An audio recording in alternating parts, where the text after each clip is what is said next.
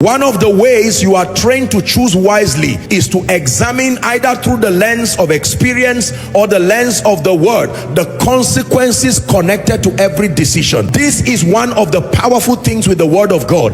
It is not only a capture of promises. The Bible is not just a compendium of promises. It is a compendium of corresponding consequences. Most people focus on the promises, but they do not know that the Bible is also a rich capture of consequences, that if you decide to go left, God will respect it, but with going left there are corresponding consequences, and that they have an implication on your life and they have an implication on your children. If you decide to go right, there are consequences either ways. If you decide to be spiritually vibrant, there are consequences. You decide to pray, there are consequences. You decide to be prayerless, there are consequences. You decide to be a giver, there are consequences. Are we together? If you decide to be diligent, there are consequences. You decide to be a crook, there are consequences. Some of those consequences are not immediately obvious. Now, this is what beguiles people to downplay the power of choices,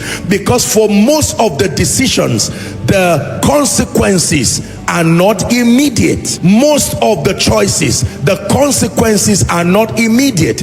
If you put your hand in fire, the consequence is immediate. You feel it immediately, and so you withdraw your hand. Are we together? You put your hand over cold ice, you feel it immediately. But there are certain consequences that may take months, may even take decades, but as surely as the Lord lives, there are consequences. And if not intercepted by the mercy of God or another choice, those consequences will follow you. I'm sad to say this, and I hate to say it, but I have to. There are people today in old age, their trouble did not start when they were old. The entire days, their old age was spent receiving consequences like loads.